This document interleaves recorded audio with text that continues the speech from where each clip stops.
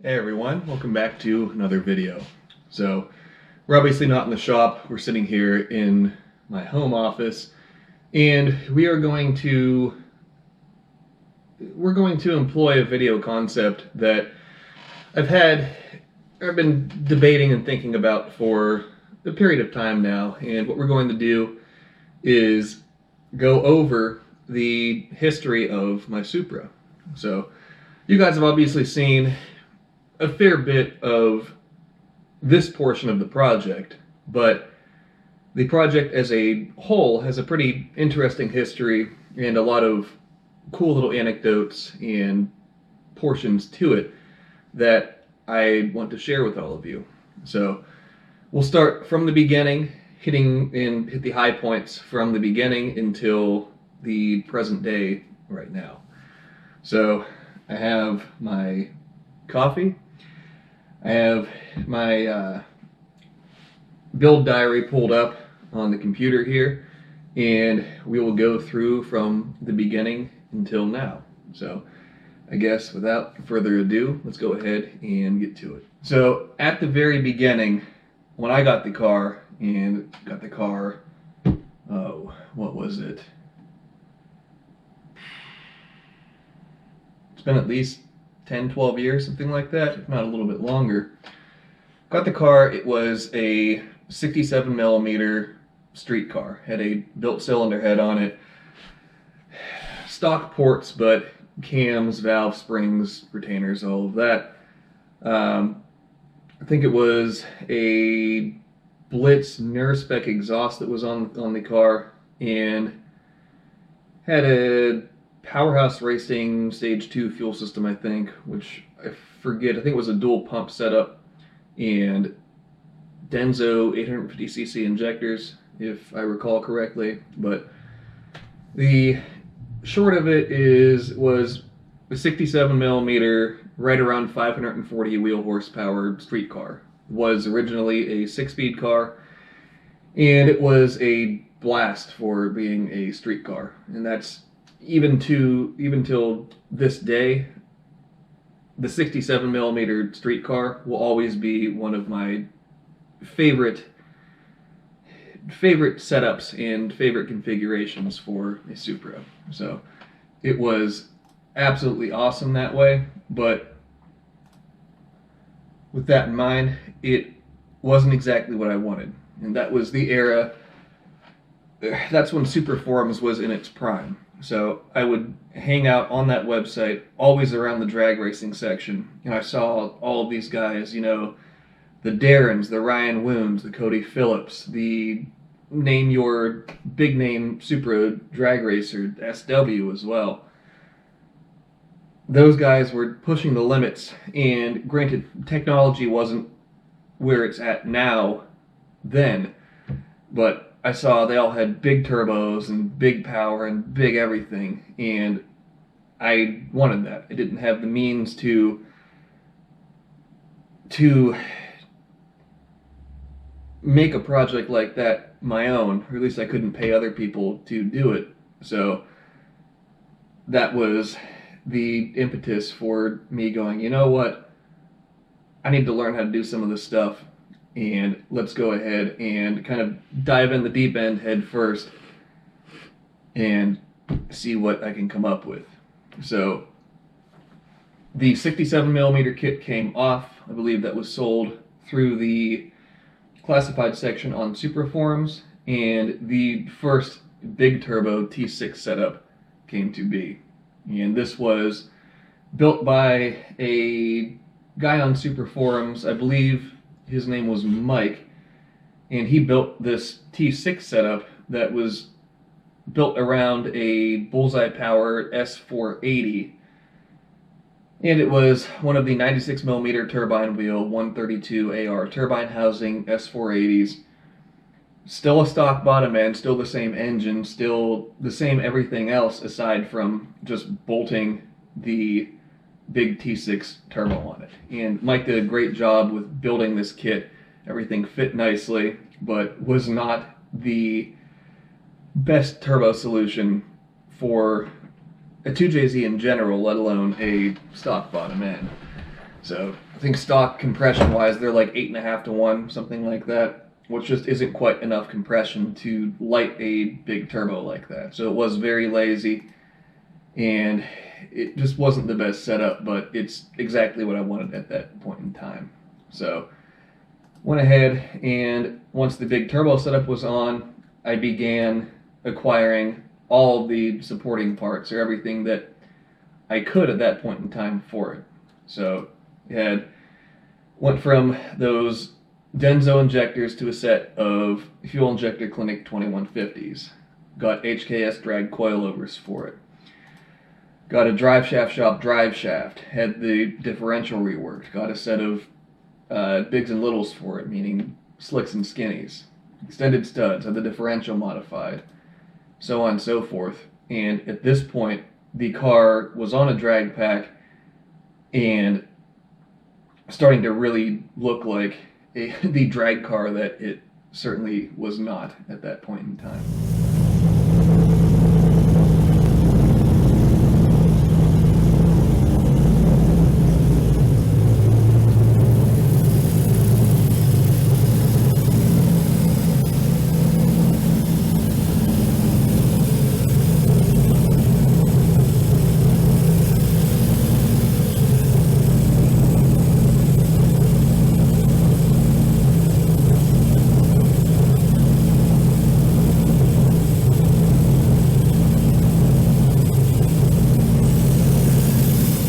Went ahead and I had taken the car to the strip. I can't remember the exact time that it ran. I think it was a lower 11 or something like that. Not anything setting the world on fire. This car made 600 something horsepower on a Mustang dyno at that point. And this was the first time that I had launched a car on slicks. And I remember very vividly pulling up to the line to launch the car for the first time and bringing it up on anti-lag and slipping or dumping the clutch, whichever method I went with, and the car hooked and it went, and I think it hooked hard enough where either I got scared and lifted my foot off the throttle, or just the G-force itself not being prepared or well versed in that type of driving at that point. It set me back hard enough where I lifted, got back into the throttle, made it down through the traps, and I remember coasting down to make my way to the return road and thinking to myself, I hate that. That was uncomfortable. That was scary. I did not like that sensation. But I did not put all of this time and effort into this car to not utilize it for this purpose. So I have to suck it up and go back up to the line and try it again. And that second launch where I actually kind of knew what I was getting myself into, the car hooked and the car went, and I was hooked at that point. It felt awesome. I loved that feeling, and I wanted to do it as many times as I possibly could. After that first track day, I realized just how mismatched the S480 was for that setup at that point in time. Again, I was working with a limited budget then, so it wasn't a matter of, well, let's just put a nitrous kit on it and spray it until it doesn't work anymore. I had to be cognizant of keeping the engine together and keeping the car in an operational state. Otherwise, I probably would have ended up getting rid of it, or I would have had to get rid of it at that point in time. So the solution was to switch turbos, and what I ended up doing, I found it was a used Garrett GT4708, which is their 80mm T6 turbo. I think it was a 93mm turbine wheel and a 96AR turbine housing, so it went much smaller on the hot side, and that turbo worked much more effectively for the stock bottom end for the whole engine setup that I had. Everything else stayed the same intercooler, same manifold. I think I built a downpipe for it, or I modified the downpipe that was on it, as between the Garrett and the Borg they use different turbine outlet flanges, but stock intake manifold, I think at this point in time the car was on an AEM ECU, an AEM V2 specifically, rather than the MAP ECU that it was on initially. And this ended up being a much better turbo setup for the car. So went back out for the next track day, and at this point in time the car, I think I had a roll cage put in it at this point in time as well. Roll cage, parachute. I had the drag pack, it was powder coated black, and I loved the look of the car in this iteration. And I can't remember what the car went. It probably wasn't anything significant, maybe a high 10, low 11, something like that. But the car looked sinister and looked the part of performing as an actual drag car much more than it actually did perform. So at this point, it was getting towards the end of the season, and I think I had one more track day where the clutch ended up going out on the car. So at that point I went ahead and I switched over to an RPS triple and took this as an opportunity to start playing around with some welding and fabrication stuff. So this was, I guess, really the impetus of getting into welding and fabrication. It didn't have the intent of doing it for a living like I do now. It was more so just, I want these parts for the car. I don't have the money to buy the parts outright, so the next best option is to build them. And not having really much of an idea of what I was doing, I dove in the deep end and started building the setup for this thing. So I went ahead and I built a replica Ross Machine Racing intake manifold for the car. And you can see a few photos here of me doing prep work and everything. I'm surprised I was even wearing gloves in this photo.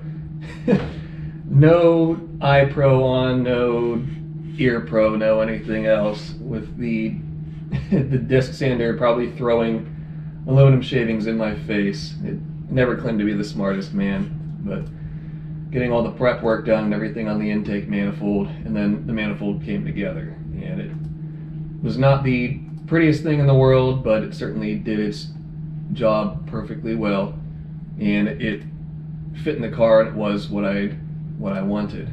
So I went ahead and I undertook my first exhaust manifold project, which was a disaster. I bought this is before I was able to cut collectors, but I bought a nice merge collector, nice stainless flanges, and just proceeded to ruin them essentially. Built a manifold that was nice in form, but didn't fit the car correctly, because I was trying to use 1.5" scheduled pipe off of the head flange without ovaling the port entries at all, which if you've ever worked with 2JZ GTE manifolds specifically, the way that they have the flange pattern or the bolt pattern constructed or utilized on those heads, you are always tight on the bottom side with the bottom fasteners on the head flange. So that's why you end up running 1.25" pipe off of the head flange, and then you can step up to 1.5" if you choose to down the length of the primary. Well, I didn't do that. I tried to just run 1.5" pipe throughout, and the manifold looked nice. Even to this day, I'm still happy with the form of the manifold, but when it came time to actually fasten it down to the cylinder head, that was a no-go. It was pretty much impossible. So that led to the second iteration of the exhaust manifold for the silver car. And this time I used a different head flange. I used 1.25" pipe rather than 1.5", and I finally had an exhaust manifold that fit appropriately on the cylinder head. So from here, I also went ahead and I put the wastegate, I switched over to a TurboSmart 60mm wastegate, which I put on the turbine housing as I didn't have a whole lot of room to do the wastegate provisioning on the manifold the way that I wanted to.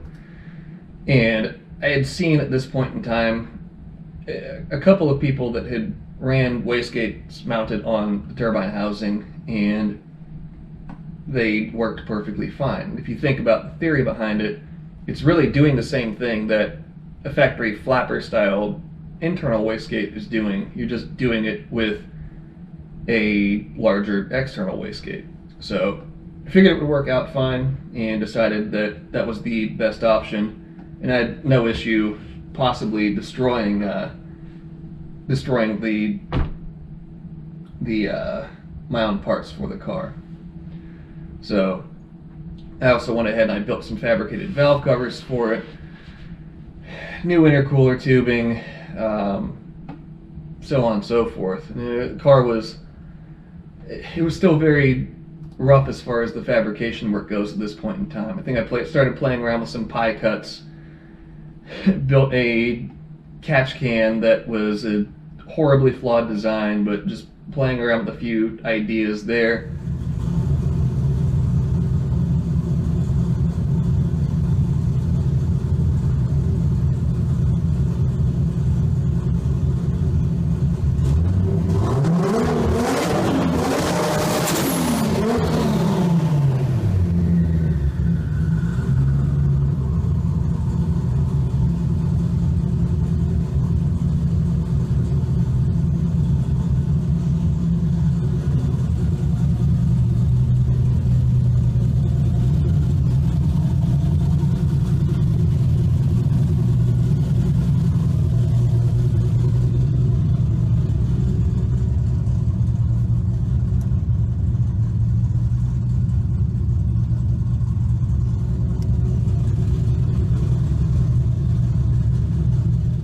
All was good at that point. I think I also went ahead and I built a 5-inch aluminum straight pipe, which I'll put a sound clip in of that. It's actually still that, if you guys have watched through and seen me modify the aluminum exhaust in a video at some point in fairly recent history, that is the same aluminum exhaust. It's the modified version of this straight pipe that I built for the car all these years ago.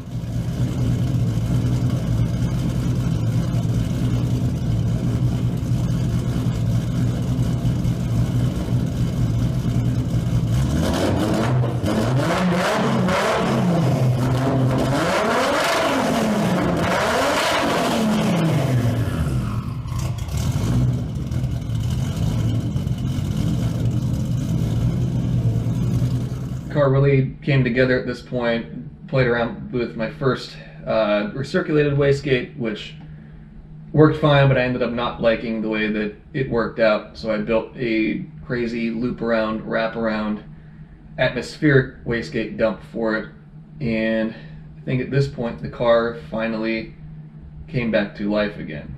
But I started getting very interested in exhaust manifold fabrication at this point in time, and decided that I wanted to play around with stepped primaries. You know, I played around with the 1.5-inch primaries on the first manifold that I built for it, which, like we said, didn't work out, but I wanted to see how the car would act between running an 1.25-inch primary the entire way through. Obviously, primary being the pipe from the head flange to the merge collector. So this was the first time that I played around with stepped primaries. So they go from 1.25 to 1.5 inch, and I had really no idea what to expect. I had some theories about, well, it'll increase the velocity of the exhaust gas in the smaller portion of it, and then the volume of the exhaust gas will be larger in the larger portion of the primary. And just playing around with the ideas and the theories and everything, but this was really more so just an experiment to see if it worked or not. I figured a few $100s, and still working on a tight budget at this point in time when I really didn't have a few $100.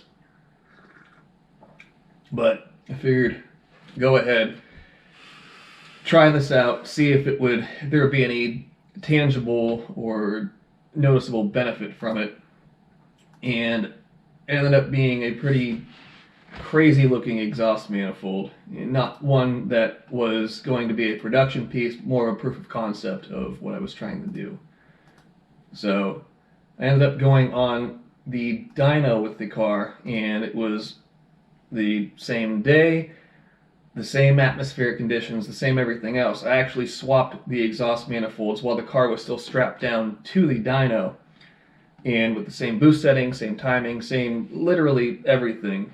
The car picked up 33 wheel horsepower and 27 pound-feet of torque while shifting the curve to the left.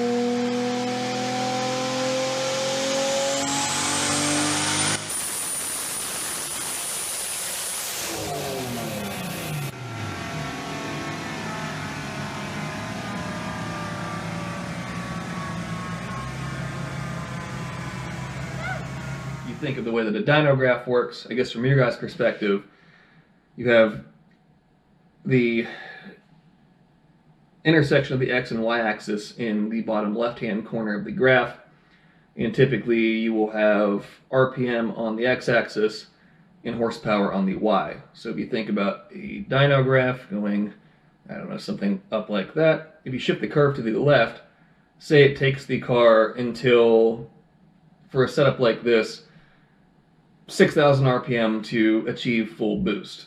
So if you shift the curve to the left, what that means is you can still make the same power or whatever like that, but rather than taking to 6,000 RPM or taking until 6,000 RPM to make peak power, peak boost, whatever, say you shift the curve leftward and it takes 5,500 RPM for it to make that boost and to make that power. So that's essentially what we ended up figuring out and gaining at that point in time with this car. And it ended up making, it was 874 wheel horsepower and 688 pound-feet of torque. So by far and large, that was the most power the car had made until that point. I think the last dyno sessions it had made 740 at one point, 830 at another point, and all was well and all was great with it. Still on the stock bottom and the same engine, just with a bunch of other parts that I had built on the outside of it. So this was the point where we saw the demise of the factory engine, or the factory short block, long block, whatever, however you want to look at it. So this was, I forget which year, but it was at the Dsm Shootout at Summit Motorsports Park, Norwalk, Ohio. One of the bigger import events that go on, at least in this area, and one with a long-standing history. If you're into DSMs, or I guess now Evos and GTRs and the Mark V Supras and everything, it's still a very good event to go to, but they didn't have classes for Supras or anything at that point in time, but you could bring anything to the test and tune. So the opportunity to get some additional track time, I seized it, and trying to be a showman got the best of me, where you'll see in this video clip that I went up there and I wanted to do a big burnout that would put on a good show.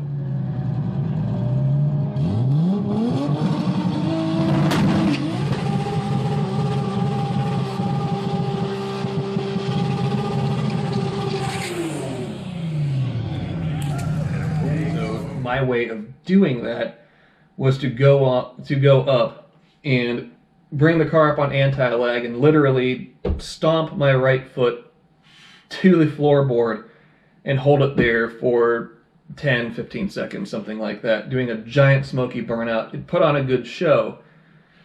And the car launched, it did its normal thing where it would be hard to get it into second gear or whatever, not making excuses, it's just the way that it was. And as I made it down to the traps, thought I heard some metallic clanking. I was like, that's kind of odd. I'd stopped to get my slip, and being able to hear the resonance of sound off of the slip booth, I was like, oh no. By the time I got it back to the trailer, it was the unmistakable sound of rod knock. And I went, oh no. Because at this point in time, I'm still working on a shoestring budget. I mean, every spare bit of money that I had at that point in time, and I wasn't making good money at that point either, went into the car. So for the engine to be done, it was a huge blow at that point in time, and one that I hadn't really factored for, but it was a problem that presented itself and needed to be solved and addressed. So the engine came out and was disassembled, and you guys will see the clip here of the nice sparkly metallic mess that was waiting for me on the inside of the oil pan.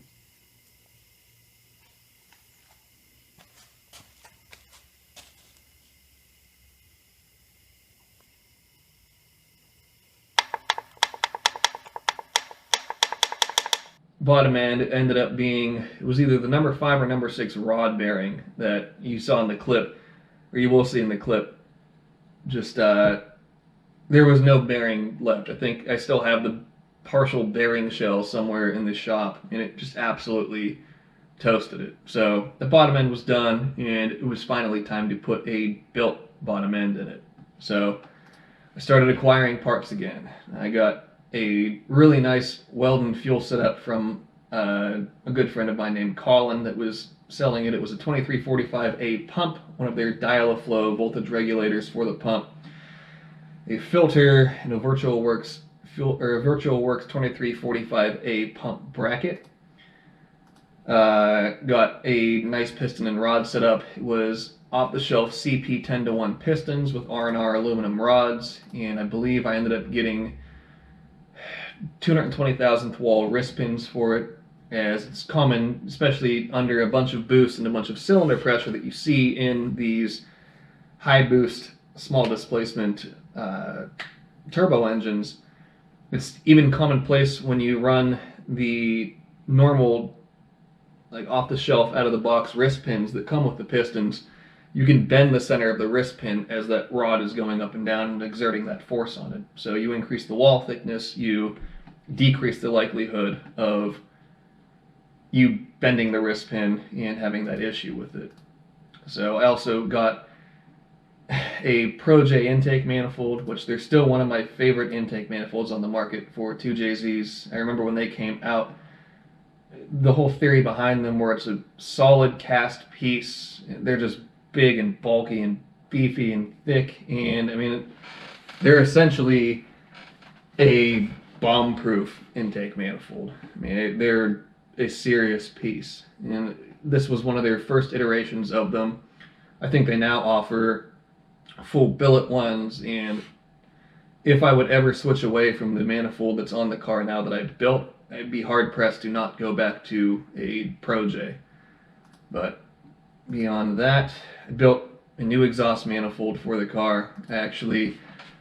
It was pretty much an every year ordeal, or an every year deal at that point in time, where I would change out the exhaust manifold, do some fabrication project, some what equated to an experimental fabrication project with the car, as I think at this point in time, I was working and running the company full time, so trying to learn and develop new theories and to, I guess, test new theories and figure out ways to make my products better. I would always use the silver car as a test mule for that. So this manifold was the first tri-Y.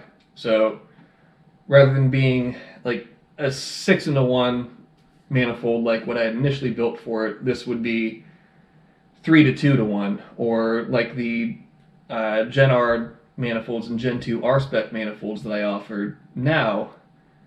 This was the first time that I played around with a tri-wide design. So the neat thing is this this manifold was just an experiment wanting to play around with a new way to build a 2JZ manifold, and it ended up becoming the heart of my most successful JZ manifolds to date. So also went ahead and I got a Titan Motorsports direct port Nitrous setup for the car. That's, again, still one of my favorite Nitrous setups for them. I love the twin rail setup they come with. I think it's really cool, and I still really like them to this day.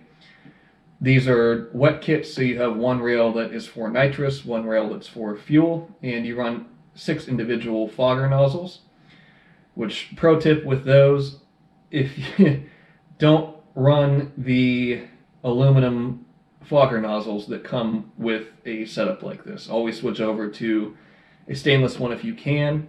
The aluminum ones, pretty much you get one chance to install them, and if you gall the threads, which is almost a inevitability with it, you will have a really bad time getting them out and then have to do some thread repair or replace a threaded bung or something. It's a bad deal. So at this point I also got my first set of billet valve covers for the car. I bought a set of OCD Works valve covers, and I remember seeing them, and this is the start of when I still didn't make great money at this point in time, but I was not afraid to spend the money that I did have.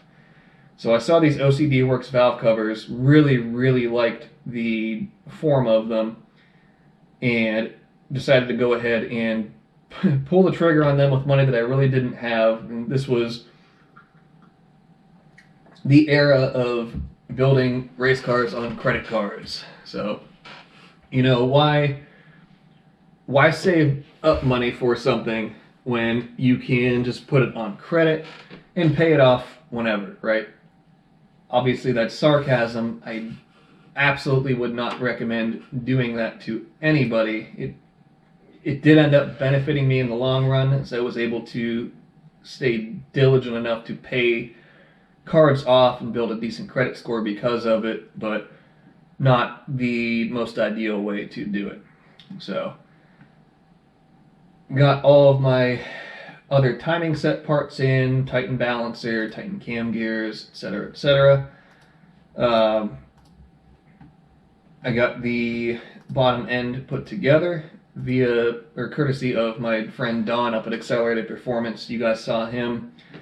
You have seen him in a couple of videos and the trips that I've made up there, but he got the engine all put together, went with Titan billet main caps on it as well, which you put billet mains on 2JZs. I think it's when you get over a certain either amount of horsepower or amount of torque, the factory main caps just don't hold up, and if you break a main cap, you're going to have a really bad day. So I wanted to avoid that, having that happen.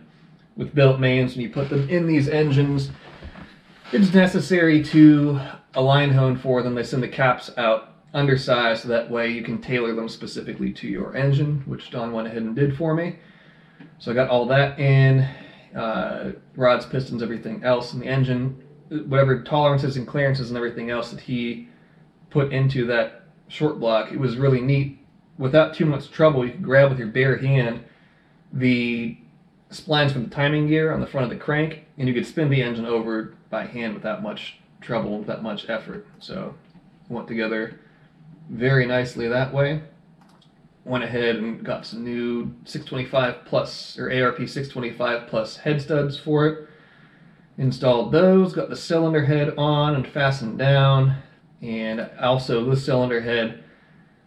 I think this was the time when, it was right around the time that I was still at the University of Northwestern Ohio, which is a pretty well-renowned tech school. I mean, somewhere around here. Oh yeah, over here. Pause real quick. Pull out the old degree, but yeah, I actually have a degree from the University of Northwestern Ohio. I graduated with honors as well, which obviously I'm not bragging, it just is what it is. But I have a degree in cars and race cars, for whatever that's worth. So this was around the time when I still would have been at UNO, and probably in not too long of a time frame after I would have gone through what the class is called, I think it's high performance fuels. Essentially, you're learning about porting and learning about running a dyno, learning about making power with cars. And a portion of that class, you bring a cylinder head in, and you have flow benches and all the porting tools and everything else at your disposal, and your task is based off of the reading and the studying that you've done about how to shape ports on cylinder heads. You take one cylinder, or one set of valves worth of the cylinder head, and you do the ports, or you port the ports and do everything that you are going to do as far as porting and cleaning up and polishing and everything else, and you see if you can actually gain flow in the cylinder head this way. So I think I had decent luck with the head that I took. Of course, I took an extra 2JZ GE head that I had, took it up there, played around with it, and had a decent amount of success with porting the head there. So I decided to do this one myself. Again, if I would have had the money at that point in time to send the head out, I would have, but that wasn't the case. And it really, I can't even say that if I had the money, I would have sent it out, because at this point I really enjoy tinkering and really enjoy playing around with different theories and different principles and trying to learn as much as I can. So got the engine put together, had the ports done and everything. I got a set of anodized black OCD Works valve covers, which really brought this engine together. Those are actually the valve covers that are on the SC300 now. But I had all of that come together. At this point as well, I built the first titanium exhaust components for the car, and I wanted to play around with tie, and didn't have any sort of a reputation where I'd be able to get a customer that would be willing to let me do it on their car. So I took the opportunity to do it for myself on the silver car. And this was well before Tycon was in business. So everything that you see here with this titanium hood exit tube and the wastegate dump tube, those were all, they started their life off as straight sections of tubing that I had to do all the pie cuts for. I had to get flanges made for the turbine outlet and the wastegate outlet. I mean, at this point in time, titanium work was a truly custom endeavor that was not for the faint of heart or the faint of wallet. Granted, still at this point, don't have a whole lot of money to play around with, but the money that I did have went directly to the car, and that was my main focus for everything at that point in time. So here we have a few more detailed photos of the tri-Y exhaust manifold, and it came together well. And this is when I was starting to really pay attention to welding dynamics and trying to make welds as nice as I could. And even, I mean, looking back now, there's still a lot of room for growth there. And even at this point in time, I pretty much am never satisfied with a weld whenever it's done. There's always room for improvement. I always think of it as an endless pursuit of an unattainable perfection. As you throw the human element into anything, it's going to inherently be flawed, and it's just the nature of the beast. But built this manifold, was very happy with how it came out, and at this point in time, the car was really starting to come together.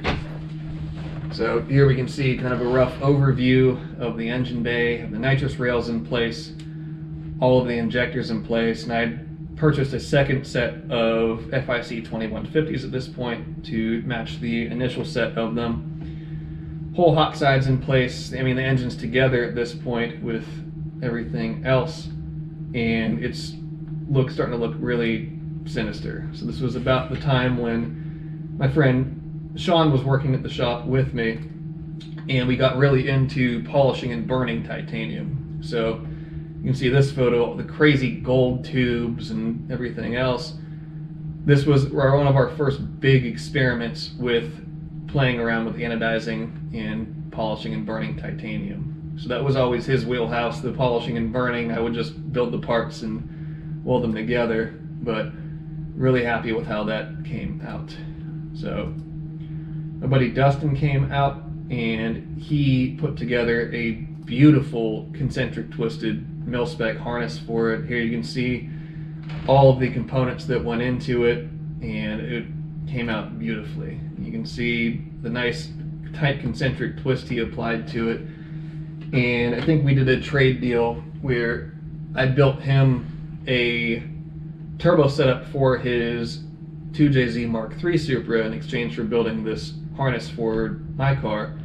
It ended up benefiting both of us, as was able to get a harness for my car and he was able to get turbo setup for his. So at this point the car was running, and some of you guys may have seen the infamous Fireball video. I'll play a clip of that now.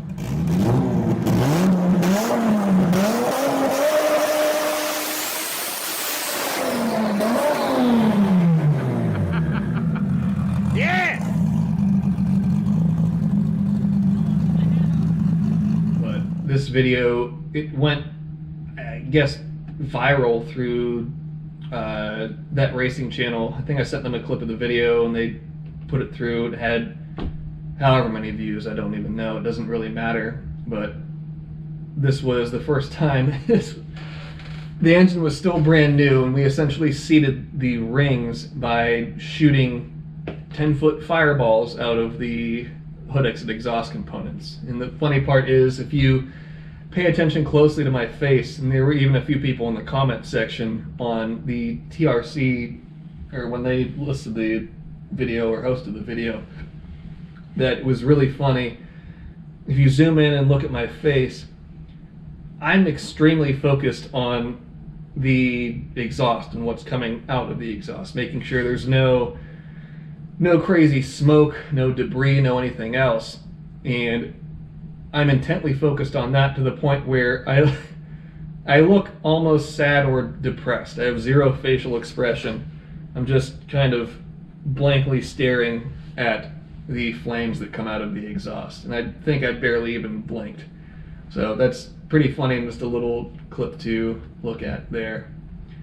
So at this point, I swapped out the Bogart D10s that the car was on in the rear for a set of Alumistar 2.0s that I had sent out to OMF Performance out in California, I believe they are, and they did a single beadlock conversion on them. And the company color is like a Kelly green almost. So of course I had the beadlock rings done in that green. You guys have seen it in videos. It's still the same wheels with the same beadlocks that are on it now, and started to really look cool with some beadlocks on it.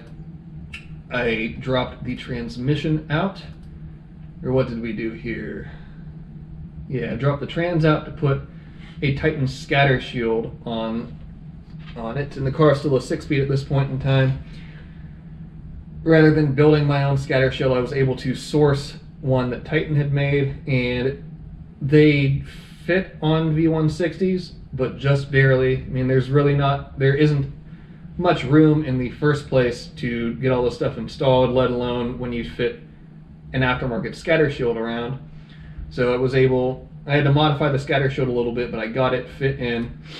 And this was the point in time as well when I had decided to pull the trigger on a drive shaft shop 9-inch conversion. So my thought process at this point was, rather than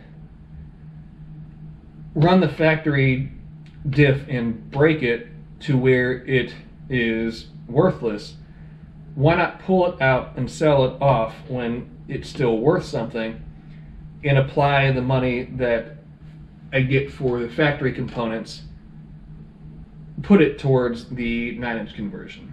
So it was much more money than I wanted to spend at that point in time, but it was certainly the right call. Is rather than having to front the entire amount, I was able to offset probably about a third of the cost of the 9-inch conversion with the parts that I had pulled out. So from there, the car was pretty much together, and I'm really even still happy with how this iteration of the project, how this iteration of the engine bay and everything looked. I think it looked really, really cool. This is when I swapped over to a set of smart coils. They're the same coils that AEM sells, IGN1A, Pro EFI, Holley, etc., etc.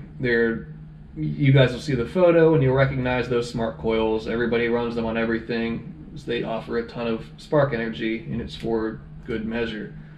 So engine bay came together and got the car to the alignment shop, and at this point in time it was time to put it on the dyno.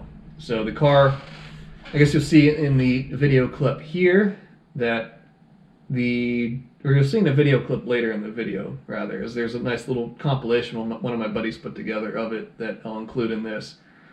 What the car made, I think it was right around, or it made 1,001 wheel horsepower and 700 some pound-feet of torque. The car was on C16 fuel at this point in time. And that was, the whole goal here was to make 1,000 wheel with a setup and with a car that I had built myself with my own theories and my own two hands and everything else. So I was able to accomplish that goal, which I could not have been happier about. I was absolutely ecstatic, and still am, that was able to accomplish that.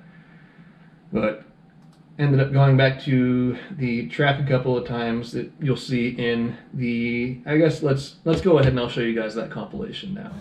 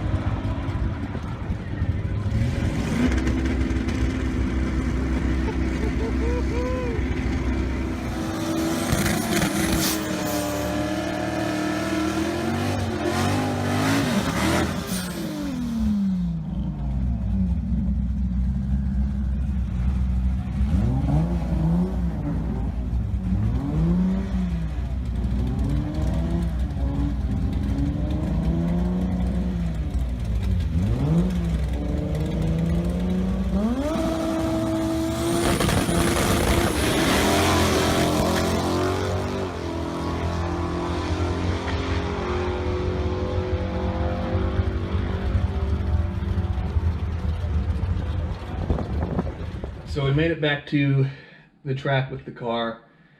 And I think it wasn't featured in that little montage there, but the first time out with the car, it went like 10:20 or 10:30, something like that, with kind of a botched pass. I remember sitting on the line there, depressing the clutch, pulling the handbrake, bringing it up on anti-lag, and it was everything I could do to hold the clutch in, as my leg was shaking like a leaf. I mean, it was the first time I had made a pass in a car that made that much power and was that serious of a car.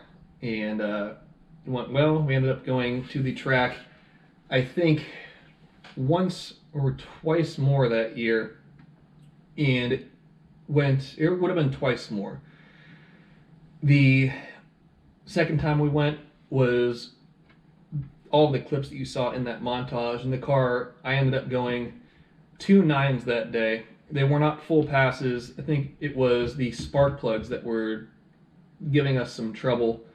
And if you saw in the clip, before you go back and watch, you can see essentially when I would get the car into 4th gear and it would apply more load, it would break up and puff a big puff of black smoke out. And it was just a test and tune day. It was not a competition day or anything like that. So I was not going to risk blowing the car up or having any undue failures on a test and tune day. So I would just abort the pass. And I think the car rolled to a best of like a 981 at 130 something miles an hour. So the whole goal with this car from its inception to that point was to have a 9-second or single-digit 6-speed car. So we saw some real promise at that point in time, and again, with my buddy Sean and my buddy Matt there helping me out, we were able to make that happen. I think the launch boost that we were applying that day, I think we were launching the car on like 40 pounds of boost or something like that. And with the old HKS suspension, that probably didn't have enough gas pressure in it, and not doing maintenance the way that needed to be done at that point in time. If you notice, the car would smash the backside, smash the ass end down on the ground, load everything up, bounce up, burn or just roast the tires off, but it would still cut I think it was a 139, 137, 60 foot, something like that. And it did not change regardless of how much boost we launched the car on, how much anything else. It actually pulled the wheels a little bit. It's kind of funny. It would bounce the ass end down, pull the front tires up a little bit as it unloaded the rear suspension. So it did essentially a very small, but it did a burnout wheelie. So that was kind of interesting and kind of funny. But this is one of the sad portions of this story was the third track day of that year. So we went down to Edgewater in Cincinnati, Ohio, for the final track day of the year. And the goal there was to finish the year out, had the car running fine, running great and everything else. And the goal was to run at least a 950 at 150 miles an hour on boost. And from there, we hadn't sprayed the car yet, even though I had that crazy Titan direct port set up on it. Wasn't ready to put nitrous at it yet. The goal was to hit that 950 at 150 goal at the final track day of the year, then spend the winter refreshing things, and get everything ready to go for the following season. However, get to the track, go up, and make the first hit. First to second gear goes well. Go to put it in third, locks me out of third. So I go, all right, whatever. It's probably me, not the end of the world. Go back and try again. So go up for the second pass, same thing happens. And at this point in time, I should have known that something was up. But being, I guess, hard-headed and front sight focused on the goal at hand, we made 2 or 3 more passes with the car. And the symptoms were under heavy load, like under boost and under power and everything, and under RPM, I wouldn't be able to get the car into gear. But on the return road, just coasting and putting the clutch in at idle, I would go and practice the 1, 2, 3, and the car would go directly into third gear. So, knowing what I know now, we essentially ended up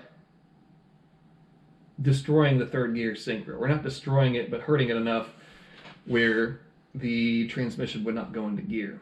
So the way that a synchronizer works, if you aren't familiar with it, it either slows down or it speeds up the gear that you're changing into to match the speed of the gear that you are in to allow the gear change to happen. So if at high RPM and high load you aren't able to get a car in gear, but as RPM drops a little bit, it will pop into gear, there's a possibility that a synchro could be your issue. And that certainly was what the problem was here, because we ran it for long enough where I think it was one of the final times when I went to do the test 1, 2, 3, it went 1, 2, clunk, and I went, oh no, that isn't good. And if you guys know anything about the Getrag V160s that came in the Supras from the factory, they're good transmissions. They're very strong, but not indestructible, and they are expensive to have repaired. So at this point in time, I knew that the transmission was hurt and knew that it was time to pretty much figure out another game plan as far as how I was going to approach the transmission in the project from there forward. So this was the end of 2016 that happened, and that began the massive rebuild and began the transformation of the car into what you guys see now. So at this point in time, I realized that 6-speed racing was not what I was going to do long term with the car. I didn't have, and I guess frankly, even at this point, don't have the budget to break parts and replace parts like the stick shift race guys do. And I give those guys a ton of credit and a ton of props for sticking to their guns that way and fighting through, I mean, just the adversity of making it down the track. Because anybody can hop in an automatic car and make their way down the track with the transmission shifting for them. And obviously there still is skill involved, as if you haven't driven a 1,000 plus wheel horsepower and big torque car, it's quite a sensory overload. And the people that say drag racing is 100% the car and there's no driver skill involved, that is extremely intellectually dishonest to say that. But that aside, 6-speed racing and stick shift racing was not the future for me. So at this point, I had to make the executive decision that I was going to change the car up to get much more serious with it, to make it a more serious race car, and everything that wasn't necessary had to go. So you can see here that we started pulling everything out from the inside of the car. And this is my buddy Sean and I.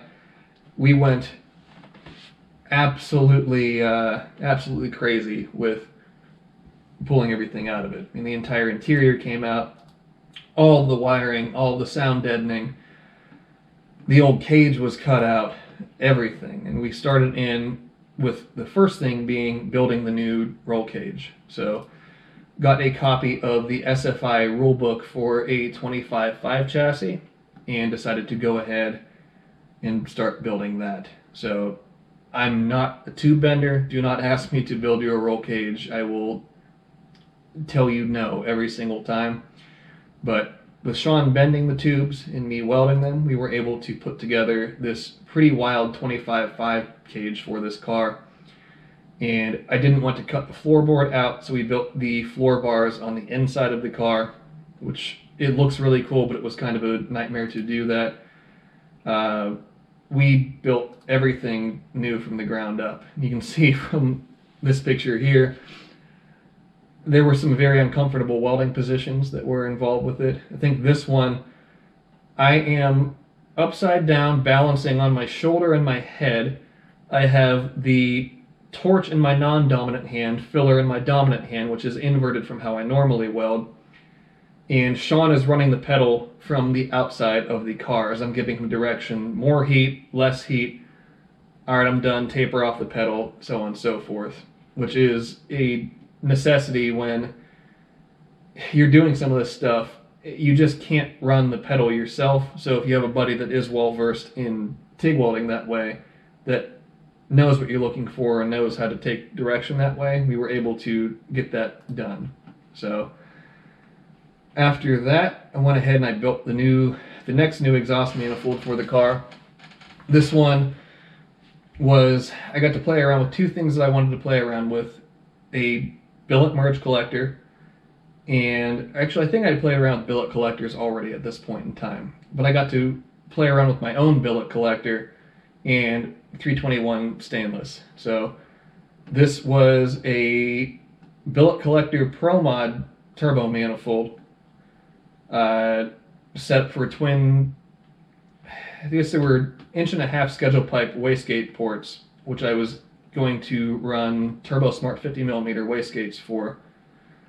It's a step primary deal, same as, or not same as everything else, but step primary deal, long primaries, put the turbo in a really cool location.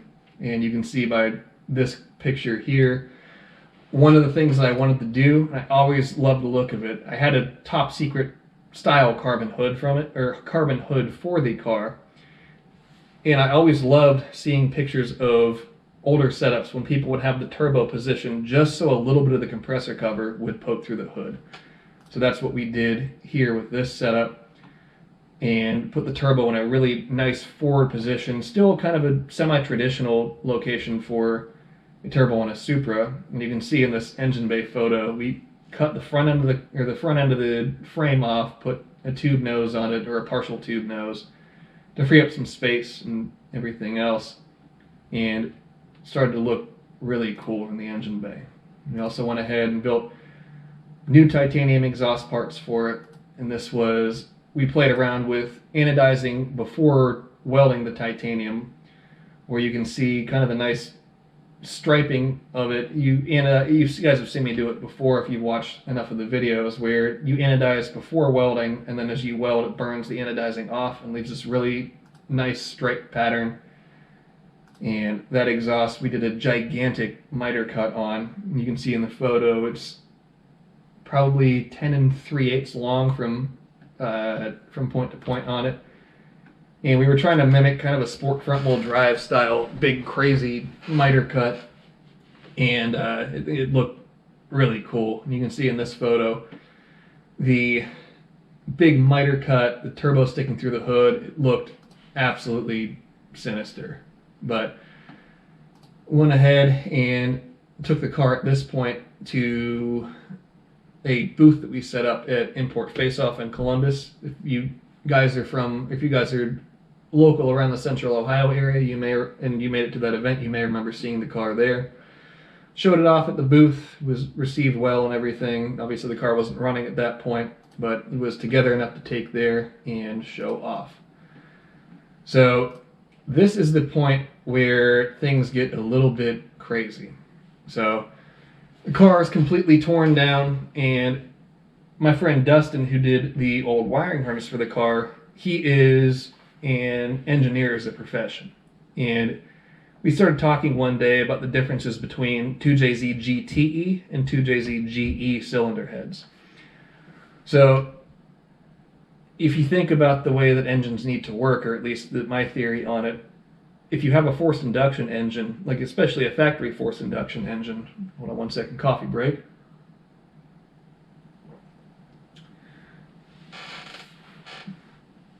As its name entails, you are forcing induction to happen, where you're forcing additional air into the cylinder. So you can have smaller ports, you can have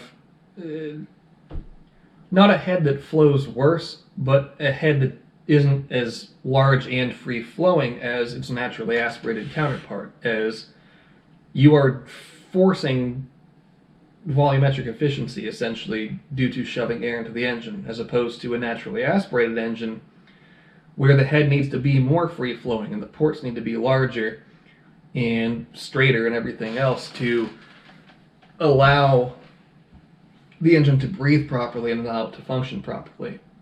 So we got into the discussion about the differences between GE and GTE cylinder heads, and ended that conversation thinking like, man, you know, there is a lot of merit to GE heads, and I think I had an extra GE head and extra GTE head sitting around for that matter at that point in time. And I actually looked at the differences between the two heads. I put them side by side and started actually examining them and realized that, holy crap, the exhaust ports on a GE cylinder head, they're much more round, they're much larger, and they're much straighter than a 2JZ GT head or 2JZ GTE head, in addition to having a more logical fastener pattern. They just cross-bolted across each one of the ports rather than having the crazy bolt pattern that a 2JZ GTE head uses. And the intake side of the cylinder head on GE head, the ports sit higher, which in theory, and it actually ends up in practice on a GE head, the higher the port sits, the more of the valve you can have unshrouded. And what unshrouded means is there's less cylinder head meat that's blocking a direct line to the valve. Why that's a benefit? You have less obstruction for air and fuel to make their way into the cylinder, so it ends up being a little bit more efficient that way.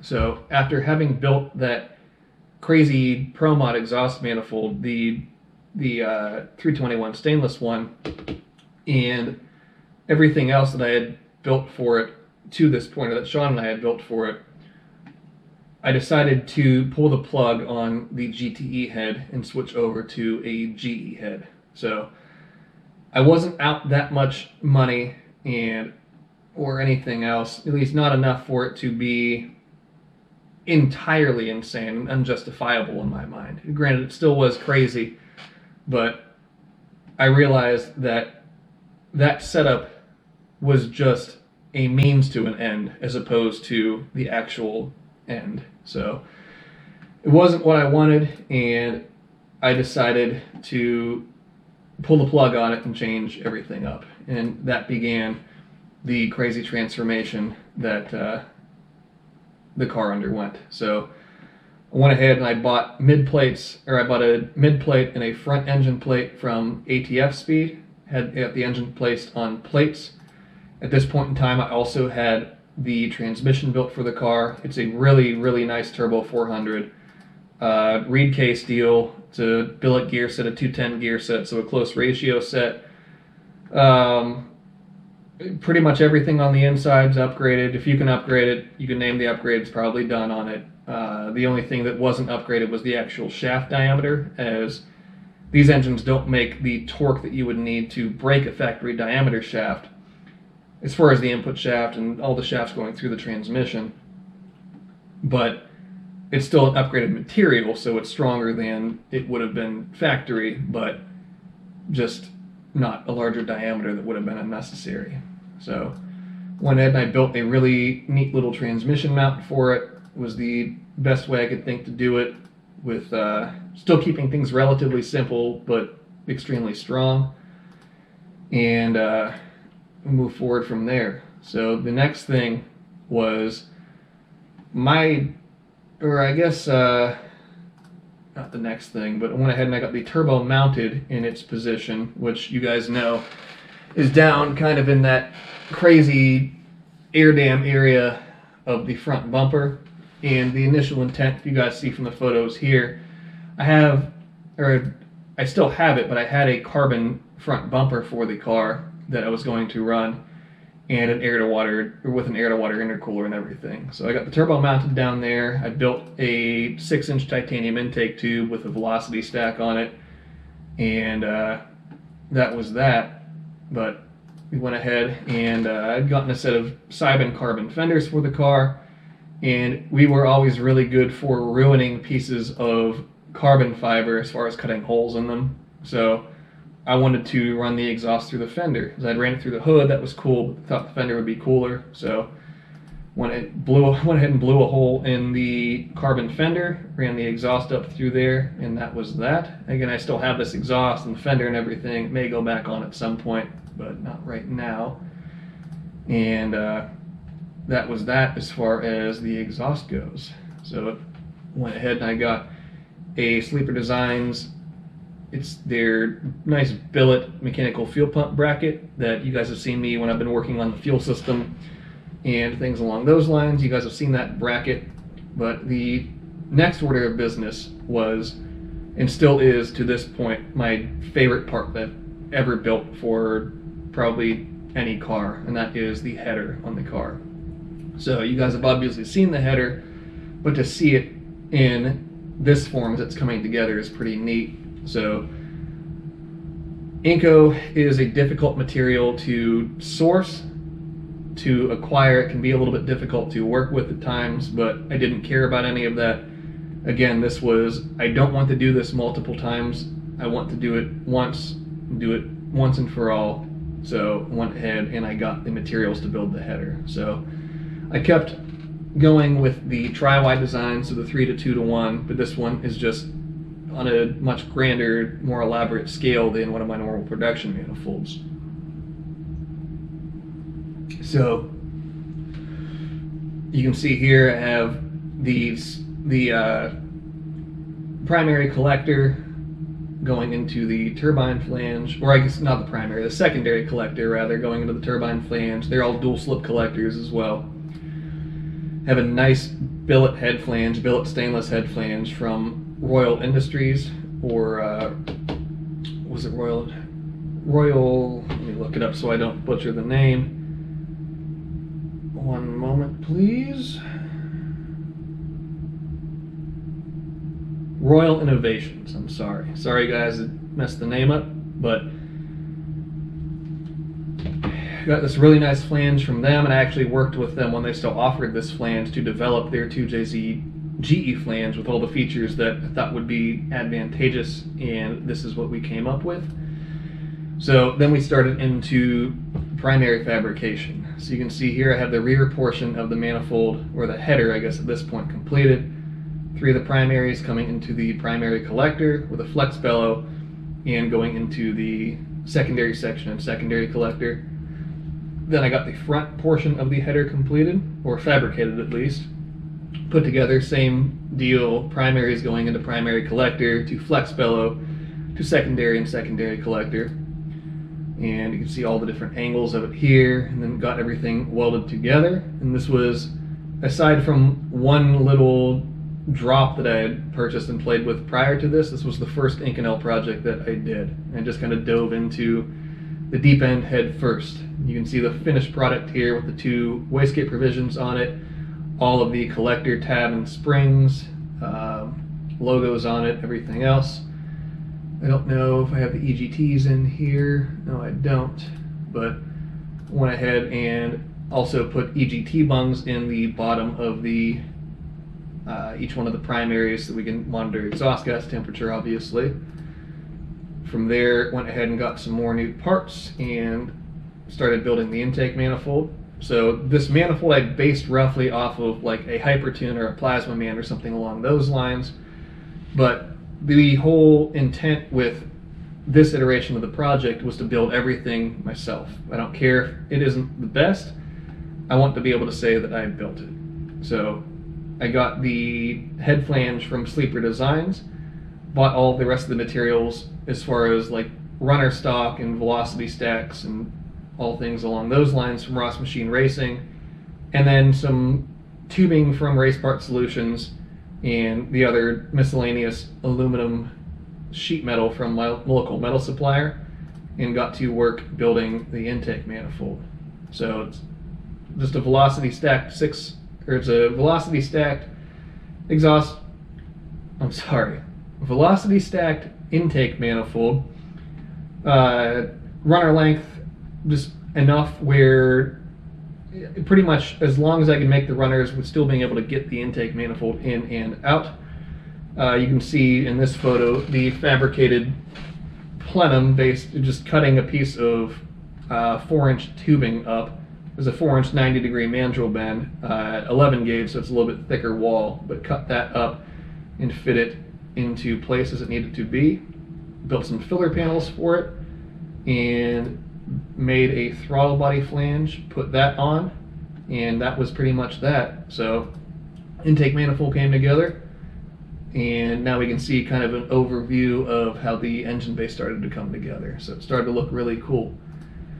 Got the big air-to-water intercooler core, and I really wanted to play around with building radiused pressure tanks on this. And the theory was, thinking about the way that a pressure vessel is, having all types of curvature and everything, I really wanted to play around with implementing some of that into an air-to-water intercooler that will see high boost, and try to get away with a thinner wall thickness on those pressure tanks. I went 1/8 inch as opposed to 3/16 that I would normally run for a high pressure intercooler system, and tried it out, and unfortunately did not get a chance to see how it works. Alright, we're back. The GoPro had overheated, so I took that opportunity to go get some noodles and switch the batteries and whatever. So continuing the story, the last thing that we talked about was the air-to-water intercooler. So after that, I went ahead and I built all of the titanium components, hot and cold side, for the project. And this was a ton of work to get this all done. And I featured some of it in one of the first YouTube videos that I had made, but we'll go through a few of the photos now. You can see the nice blue anodizing throughout, the dimple-dyed gusset between the two wastegate dump tubes, and everything else there. So I was very happy with how all this came out, and everything looked awesome, was very light, and everything else. So after that, I went ahead and it was time to build the dry sump pan. So I researched a ton of different designs of dry sump pans, fabricated pans that is, and decided that rather than paying for one, I was going to build it myself. So just getting, again, from the local metal supplier, some basic aluminum sheet metal to make the flange. The hard part was making the radius portions that go over the front and the rear main seal housings. But I was able to make those with a marker, a belt sander, transfer punches, and just the basic tools you guys have seen me use before. So made the body of it out of 3/16 thick sheet metal, welded inside and out, and the idea for that was, in case the bottom end came apart, then it would help to contain anything that would shoot downward, in hopes that would hopefully prevent an oil down or something along those lines. So this, I ended up having to cut the pan apart after I had initially made it, as I did not compensate for the throw of the aluminum rods. I think I tested it with a steel rod, but the aluminum rod, the big end of it is a little bit beefier than its steel counterpart. And I guess here I also went ahead and I made the dry sump pump bracket. Again, just using basic tools, angle grinder, transfer punches, belt sander, so on and so forth, and was able to make the dry sump pump bracket. So from there, went ahead and I sent my turbo out to be refreshed and upgraded. When I initially got it, it's kind of a hodgepodge bastard child of Precision and Garrett parts. It's a Precision compressor cover and compressor wheel and backing plate, or it was rather, with a Garrett GT55 center cartridge and Tile 130 AR V-band turbine housing. So the 6-blade wheel was a 94mm inducer, 127mm exducer that had a few rock chips out of the inducer of the compressor wheel that I just wanted to get fixed before it would go into service. So I sent the turbo to my friend Albert in Arizona, which he upgraded it from that 6-blade 94 127 wheel to an 11 blade 94 133 wheel. So same inducer size, but it's 6 millimeters larger on the exducer. And we also went up 5 blades or 5 fins on the compressor wheel itself in hopes that more surface area to push more air and so on and so forth. So he did an awesome job with that. And that's the turbo that's on the car today.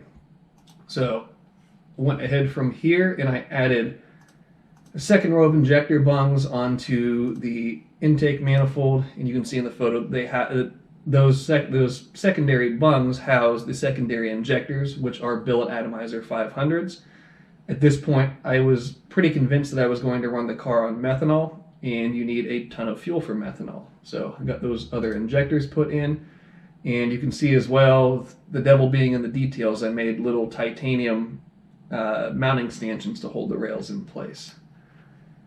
Went ahead, and I am certainly not a sheet metal guy, but I had to do sheet metal work to reclose or reseal the transmission tunnel that I needed to cut out to fit the reed case in the position that it needed to be in. And I guess it wasn't so much the transmission case as it was the mid plate itself and that adapter setup.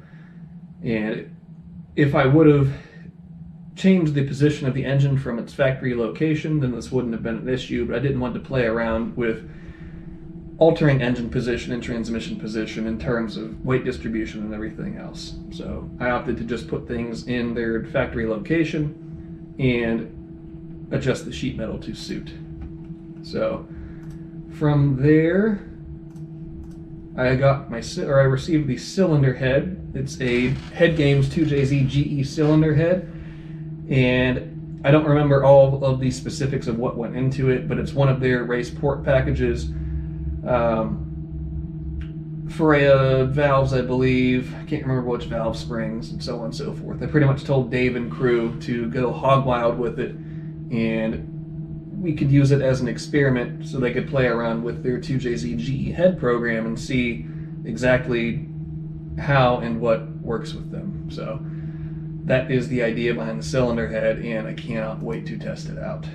So from there, went ahead and put the engine together. And I had what now, I guess thinking back, probably wasn't the best idea, but it's done and dusted at this point. I had the block and the head converted to 1/2-inch head studs, and 1/2-inch L19 head studs as opposed to the factory diameter 625 studs that were in it before.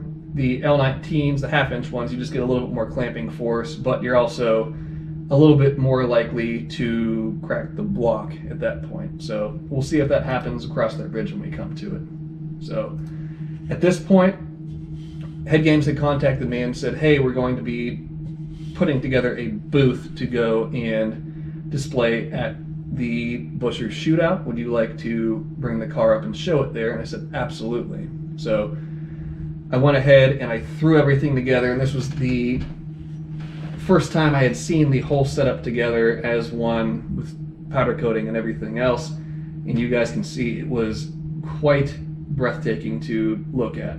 And I was very happy with how everything came out, and the car was very well received at the shootout. So I'll show you guys a few of the photos as it was sitting there. The one with the sunset behind the car under the tent is probably my favorite photo of it. And I was blown away with how well it was received and how much everybody liked seeing it there. So as I was putting the engine together to go and display at the shootout, I ended up breaking one of the Kelford camshafts that I had. I was trying to rush to put the engine together, and I put one of the camshafts on the wrong side of the cylinder head, which there is a slight dimensional difference that prevents whichever cam I was trying to put on the wrong side, prevents it from sitting down in its home properly, and I ended up breaking part of the camshaft off.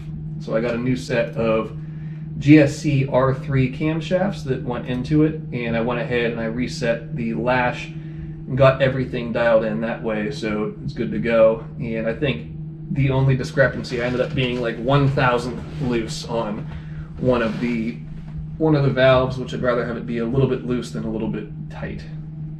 So from here, I pulled the engine back out, the engine had been out, got everything set up, got the EGT bunks put in place, got the race grade TC8 put in its home, and it just mounts to the back side of the cylinder head, and went ahead and I reassembled everything, got the radiator mounted in the rear of the car, and at this point I realized that I did not like the direction that the car was going. It was becoming extremely race car, and the intent of the car, which sounds a bit illogical, but the intent of the car was never to be a full-blown race-only, drag strip-only car, as I still want to be able to enjoy it in more facets than just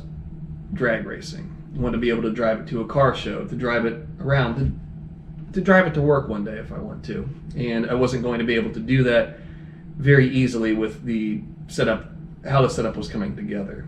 So it was when I was installing the radiator in the rear of the car that I realized I couldn't fit a fuel cell in the back that would be of an adequate enough volume to be able to street drive the car, even on ethanol, and not have it block the radiator and not have a million fitment issues and have to deal with a massive amount of ductwork and everything else. It just wasn't going to work out the way that I wanted it to. So I had to make the executive decision to, partway through this ProMod setup project again, to kind of scrap what I had done to that point. That meant no more titanium intercooler tubes. That meant no more rear mount radiator, no air to water intercooler, and start partially from scratch again. So one thing that I've learned with this and why it's taken so long is take the time, and even if you have to go backwards to go forwards, it pays dividends to do that, to get what you, pretty much exactly what you want as an end product. So on went all of the factory body panels, and I bought an air-to-air intercooler core, built an air-to-air intercooler for it. I got the dry sump tank mounted. I put the exhaust on and modified it. I played around with a couple different ideas for the actual dashboard before settling on the fiberglass dash that is now in the car. I built a downpipe for it. I recirculated the wastegates. I did a lot of the things, and pretty much all of the things that you guys have seen in the videos up to this point. New radiator. I got the transmission, the torque converter in place, aluminum intercooler tubes, transmission cooler, built all the AN lines, so on and so forth. So that pretty much gets us to the point that we are at now. So the car obviously is up at accelerated performance, getting wired as we speak, essentially. So this has been, I think the project started, actually let's look and see real quick. The first post in the build thread on Supra forums was on November 13th, 2011, and we are March 13th, 2022. So it's coming up with this build on an 11-year project, and it's gone from a basic fun street car to a 6-speed drag car to a crazy lightweight ProMod turbo, titanium everywhere, in your face drag car project to what it is now, where again it kind of ends up being a bastard child, where it won't be the fastest drag car, and it certainly is not the most practical street car, but the car is too far along down the rabbit hole of race car to go backwards and to cut the cage out and to make it a street car again. So to be quite frank, the car is not exactly what I want at this point in time, but it is what I want in terms of it being a platform to experiment with and to play around with, to play with theories, to test my resolve in terms of building new parts and working with new materials and new ideas and concepts and everything else. And that's what it always has been. I mean, looking back now, and especially with the way that Mark IV Supras have appreciated as time has gone on, it is a little bit disappointing that I cut it up to the degree that I did. But it was all for the greater good of knowledge gained and just the ability to learn and grow as time went on. And at the end of the day, the bottom line is it's just a car. A car can be replaced. A car is an inanimate object. But the knowledge gained, the experiences had, the friendships built, the entire experience as a whole, you can't replicate that any other way. So with that in mind, I can't hate it. I can be a little bit disappointed, but at the end of the day, when it finally fires back up, and especially that first time that I get to put it in drive and move it around and take it down the road and on its first trip, it will all be worth it in the end. So that's about it for the history of the Supra, or at least a brief history of it up to this point. So I'm sure I glossed over a number of parts for it, but that's the best that I could do without doing a week-long deep dive of every post and every photo and everything else that I've taken of it for this entire process. So hopefully you guys enjoyed this. Hopefully the video doesn't end up being too long or too boring, but it was one of those things that I've been wanting to put this video together for a little while and finally had the time to right now. So hopefully you found it entertaining, and hopefully maybe you guys learned something. And if you have any questions, feel free to drop them in the comments below. I'll do my best to answer them, and that's about it. So that'll be the end of this one. As always, you guys are awesome. You make the channel what it is. You guys coming around every week when I post these videos and commenting and liking and showing your support, it really does keep me going. And I will be forever appreciative and grateful of you guys for coming on this journey with me. So with that in mind, that'll be the end of this episode. So as always, be sure to subscribe, leave a like, leave a comment, and I will see you guys in the next one.